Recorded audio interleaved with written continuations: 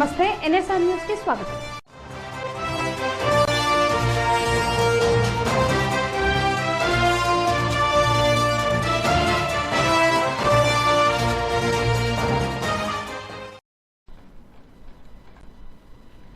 వంద రోజుల్లో పూర్తి చేస్తామన్న పనులను త్వరితగతిన పూర్తి చేసేందుకు కృషి చేస్తున్నామని వరంగల్ పశ్చిమ ఎమ్మెల్యే నాయని రాజేందర్ రెడ్డి అన్నారు.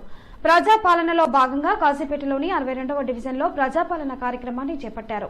ప్రజల నుండి 6 గ్యారంటీలకు సంబంధించిన దరఖాస్తులను స్వీకరించారు.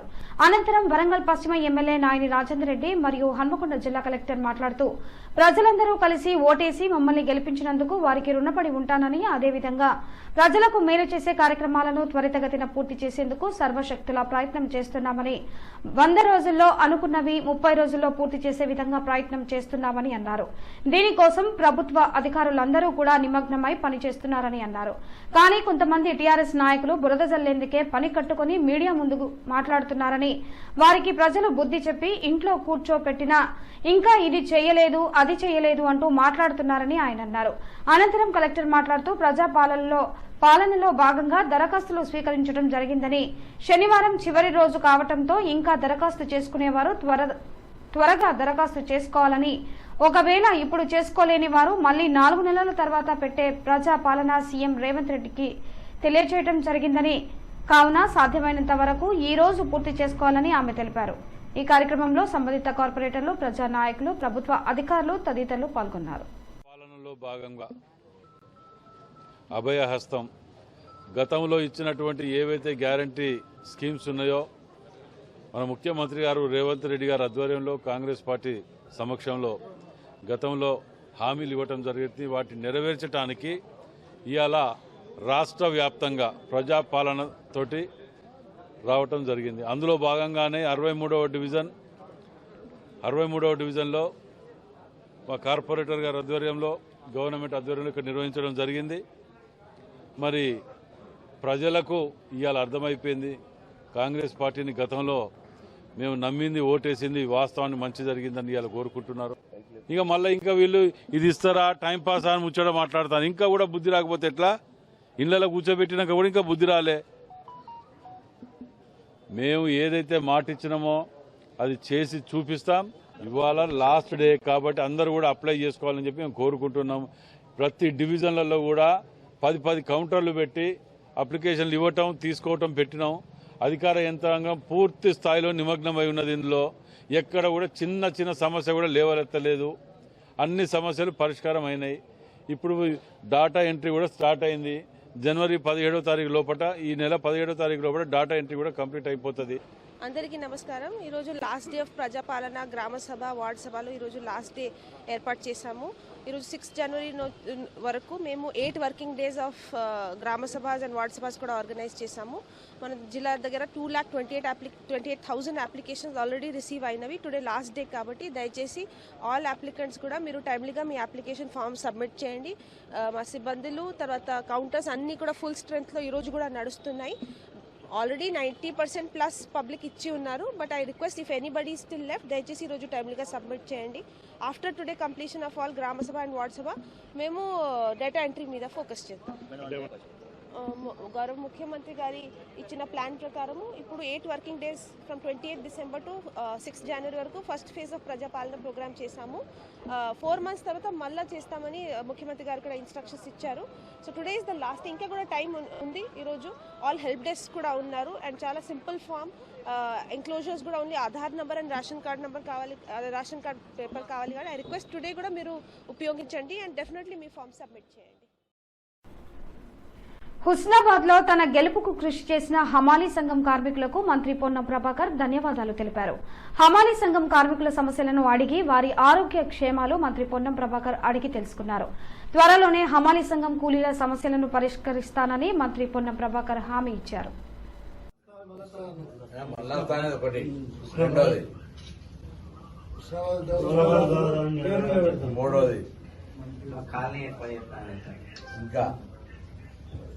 రోజు 10 మంది చెప్పని చెప్పిన చెప్పలే రూపాయి ఖర్చు లేకుండా రోజు 10 మంది చెప్పాను. చెప్పాను ఎంతమంది చెప్పినా చేయలేమంటారు. నేను 5 చెప్పిన. 5 చెప్పినా చెప్పలే గుర్తురాలేదంటే మర్చిపోయినా. కాకతీయ విశ్వవిద్యాలయంలో జరిగిన ఏసీపీ దాడుల్లో చిక్కిన కిష్టయ్యను వెంటనే సస్పెండ్ చేయాలని, కిష్టయ్య వెనుక ఉన్న ఉన్నతాధికారి ఎవరో గుర్తించి వారిపై కూడా కఠిన చర్యలు తీసుకోవాలని విద్యార్థి సంఘ నాయకులు డిమాండ్ చేశారు. కాకతీయ విశ్వవిద్యాలయంలో విద్యార్థులు బీసీ భవనం ముందు ఆందోళన నిర్వహించారు.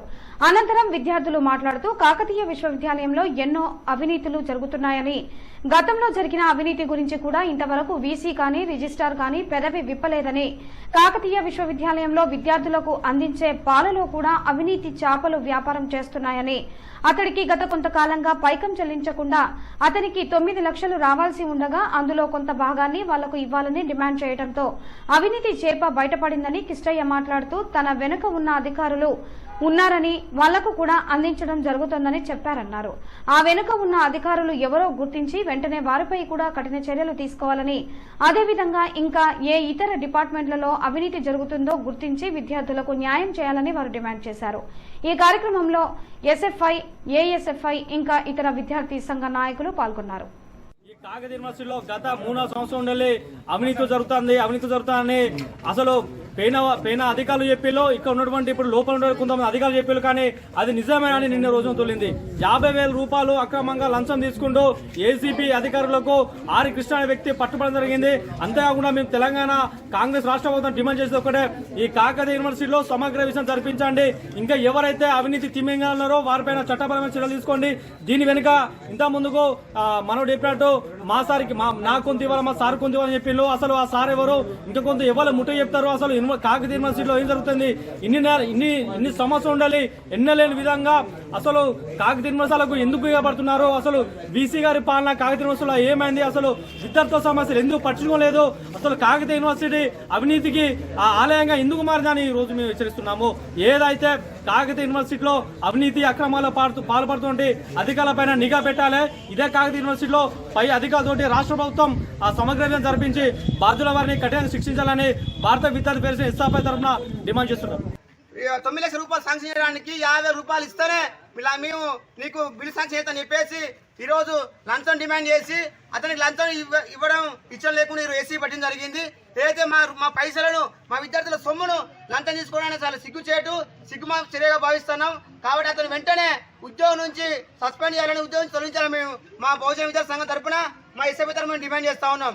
ఏదైతే ఈరోజు కాకతీయ యూనివర్సిటీలో ఎస్ఎఫ్ఐ, బిఎస్ఎఫ్, ఏబిఎస్ఎఫ్, బీసీ విద్యార్థి సంఘం ఆధ్వర్యంలో భారీ ఎత్తున ర్యాలీ, ధర్నా కార్యక్రమం బిల్డింగ్ ముందు నిరసన కార్యక్రమం తెలియజేస్తున్నాం. దీని ప్రధాన ఉద్దేశం ఏంటంటే లంచం తీసుకున్న ఏఆర్ కృష్ణను వెంటనే ఉద్యోగం తొలగించాలని మేము డిమాండ్ చేస్తున్నాం. అదే విధంగా అతను వీడియోలో ఏం చెప్పిందంటే, దీని మా సార్ కొంత ఇవ్వాలి, మాకు కొంత ఇవ్వాలని. అంటే దీని వెనుకున్న పెద్ద పెద్ద తిమింగ్లాలు వాళ్ళ సార్ ఎవరు అనేది సిబిఐతోని సమగ్ర విచారణ చేపట్టి అతను వెనుకున్న పెద్ద పెద్ద తిమింగ్లాలను కూడా బయటికి తీయాలని డిమాండ్ చేస్తాం. అయ్యా రేవంత్ రెడ్డి ముఖ్యమంత్రి గారు, అదేవిధంగా గవర్నర్ గారు వెంటనే ఈ యూనివర్సిటీ పైన సమగ్ర విచారణ చేపట్టి వీసీ రమేష్ గారిని, రిజిస్టర్ శ్రీనివాస్ గారిని వెంటనే బర్తరఫ్ చేయాలని మేము డిమాండ్ చేస్తా ఉన్నాం. కామారెడ్డి జిల్లా జూకల్ నియోజకవర్గం కౌలాస్ గ్రామంలోని శతాబ్దాల ఘనచరిత్ర కలిగిన చారిత్రాత్మక నిర్మాణమైన కౌలాస్ కోటను రాష్ట్ర ఎక్సైజ్, పర్యాటక, సాంస్కృతిక, పురావస్తు శాఖ మంత్రివర్యులు మరియు నిజామాబాద్ జిల్లా ఇన్ఛార్జ్ మినిస్టర్ శ్రీ జూపల్లి కృష్ణారావు మరియు జూకల్ ఎమ్మెల్యే తోట లక్ష్మీకాంతారావు సందర్శించారు. గత పాలకుల నిర్లక్ష్యం వల్ల ఎంతో చరిత్ర కలిగిన ఈ కోటలోని నిర్మాణాలు శిథిలావస్థకు చేరుకున్నాయని, పునర్నిర్మాణ పనులు చేపట్టి ఈ చారిత్రాత్మక వారసత్వ సంపదను రక్షించుకోవాలని మంత్రికి విజ్ఞప్తి చేశారు. భారత స్వాతంత్ర సంగ్రామంలో బ్రిటిష్ పాలకుల వెన్నులో వణుకు పుట్టించిన ఘన చరిత్ర ఈ కౌలాస్ కోటకు ఉంది. కావున ఇంతటి ఘన చరిత్ర కలిగిన కోటను పరిరక్షించుకోవటమే కాక ఈ ప్రాంతాన్ని పర్యాటక రంగంగా అభివృద్ధి చేయాలని రాష్ట్ర పర్యాటక శాఖ మంత్రి జూపల్లి కృష్ణారావుకి విజ్ఞప్తి చేశారు. ఈ కార్యక్రమంలో కామారెడ్డి జిల్లా collector Jitesh B Patil, SP Sindhu Sharma మరియు ప్రభుత్వ అధికారులు తదితరులు పాల్గొన్నారు. కామారెడ్డి జిల్లా జూకల్ నియోజకవర్గం మద్నూరు మండలం డిప్యుటేషన్ పై వెళ్లిన పశు వైద్యాధికారి డాక్టర్ బండివార్ విజయ్ మెనూరు పశు వైద్యాధికారిగా బాధ్యతలు స్వీకరించారు. గ్రామ ప్రజలు మాట్లాడుతూ ఎన్నో సామాజిక సేవలు ప్రజల్లో ప్రజాదరణ పొంది ఎన్నో సేవలు అందిస్తున్న బండివార్ విజయ్ కుమార్ మళ్లీ రావడం ఆనందం వ్యక్తం చేశారు. ఈ కార్యక్రమంలో మెనూరు గ్రామ సర్పంచ్ విఠల్ గురూజీ, ఎంపీటీసీ నాగన్న గురూజీ, గ్రామస్తులు ఆయనకు ఘనస్వాగతం పలికి సన్మానించారు. కేయూ పోలీస్ స్టేషన్ పరిధి రామారం పెట్రోల్ బంక్ ముందు శనివారం జరిగిన రోడ్డు ప్రమాదంలో ఓ ప్రైవేటు పాఠశాల ఉపాధ్యాయురాలికి తీవ్ర గాయాలయ్యాయి. హన్మకొండ నుండి కరీంనగర్ వైపుగా రామారంలోని స్కిల్ స్టోక్స్ ప్రైవేటు పాఠశాలలో ఉపాధ్యాయురాలుగా పనిచేస్తున్న సునైన తన ద్విచక్ర వాహనంపై వెళ్తుంది. ఈ క్రమంలో వీరి ద్విచక్ర వాహనాన్ని ఓవర్టేక్ చేస్తున్న మరో ద్విచక్ర వాహనం వీరి వాహనాన్ని ఢీకొట్టడంతో సునైన పక్క నుండి వెళ్తున్న లారీ కింద పడగా వాహనం నడుపుతున్న వ్యక్తి ఎడమ వైపున కింద పడ్డారు. వీరిలో సునైన 2 కాళ్లు, పొట్ట కింది భాగం లారీ కింద పడి నుజ్జునుజ్జయ్యాయి. దీంతో సుమారు గంటకు పైగా వాహనాలు ఎక్కడికక్కడే నిలిచిపోయి ట్రాఫిక్ కి అంతరాయం ఏర్పడింది. కేయూ ఇన్స్పెక్టర్ మూసుకు అబ్బయ్య, ఎస్ఐ సురేష్, ట్రాఫిక్ పోలీసులు ఘటనా స్థలానికి హుటాహుటిన చేరుకుని ట్రాఫిక్ అంతరాయాన్ని క్రమబద్దీకరించారు. అనంతరం 108 అంబులెన్స్ వాహనానికి సమాచారం అందించగా ఘటనా స్థలానికి చేరుకున్న అంబులెన్స్ ఫాస్ట్ రెస్పాండర్ యుగంధర్ ఆమెకు ప్రాథమిక చికిత్స చేసి మెరుగైన వైద్యం కోసం ఎంజీఎం తరలించారు. ప్రస్తుతం ఆమె పరిస్థితి విషమంగా ఉందని ఎంజీఎం వైద్యులు తెలిపారు. రోజు రోజుకు పెరిగిపోతున్న జనాభా, మరోవైపు పెరిగిపోతున్న వాహనాలు, అందులో నిర్లక్ష్యంగా నడిపే డ్రైవర్లు, దాంతో పెరిగిపోతున్న ప్రమాదాలు. లారీ డ్రైవర్ నిర్లక్ష్యంతో వాహనాన్ని నడపగా చిన్నారితో సహా 6 మరణించిన సంఘటన మహబూబ్ నగర్ జిల్లా బాలానగర్ వద్ద జరిగింది. లారీ వేగంగా వచ్చి ఆటో మరియు ద్విచక్ర వాహనాన్ని ఢీకొనగా ఒక చిన్నారితో సహా 6 అక్కడికక్కడే మరణించారు. 2కి తీవ్ర గాయాలయ్యాయి. దీంతో ఆగ్రహించిన జనం వాహనానికి నిప్పు పెట్టి రోడ్డుపై నిరసన తెలిపారు. భారీ వాహనాలు పట్టణాల్లో, నగరాల్లో ప్రవేశించినప్పుడు కాస్త జాగ్రత్తగా నడపాలని పలువురు కోరుకుంటున్నారు.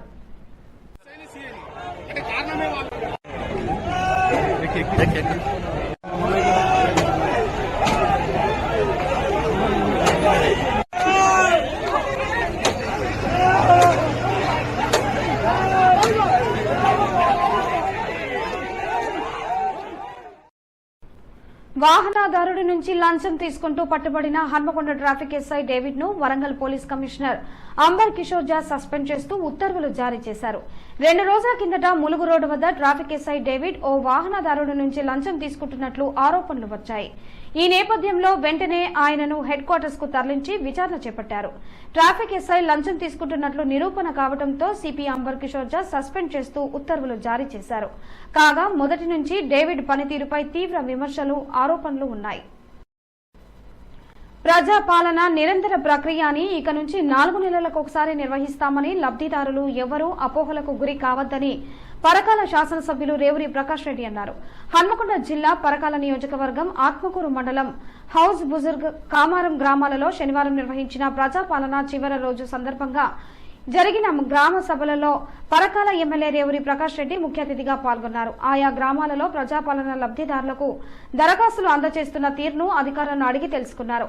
అనంతరం ఎమ్మెల్యేగా గెలిచిన మొదటిసారిగా గ్రామాలకు వచ్చిన రేవూరి ప్రకాష్ రెడ్డిని ఆయా గ్రామాల ప్రజా ప్రతినిధులు, కాంగ్రెస్ పార్టీ నాయకులు పుష్పగుచ్చాలు అందించి శాలువాలు కప్పి సత్కరించారు. ఈ సందర్భంగా ఎమ్మెల్యే రేవూరి ప్రకాష్ రెడ్డి మాట్లాడుతూ ప్రజలకు ఇచ్చిన మాట మేరకు ప్రభుత్వం ఏర్పడిన మొదటి రోజు నుంచి 6 గ్యారంటీ పథకాలను అమలు చేసేందుకు చిత్తశుద్దితో చర్యలు తీసుకుంటున్నామన్నారు.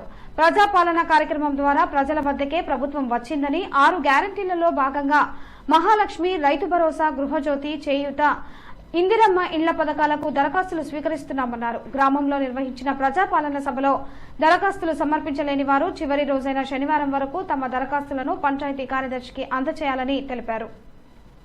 ఒక మాట నేను స్పష్టంగా చెప్పదలుచుకున్నా. గత ప్రభుత్వాలు ఎన్నికలు వచ్చినప్పుడు ఇచ్చిన వాగ్దానాలు నెరవేర్చకుండా కాలం వెళ్లదీసిన సంగతి కూడా మీకు తెలుసు.